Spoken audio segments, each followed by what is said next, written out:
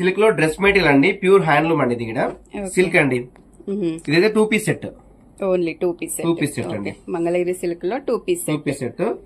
అంటే మనకి టాప్ చున్నీ అంతే, బాటమ్ అయితే రాదు. ఇలా వచ్చేసి దుప్పటా అండి. ఇది ఓకే సిల్క్ లో ఇది టాప్ అండి, ఇలా వస్తుంది.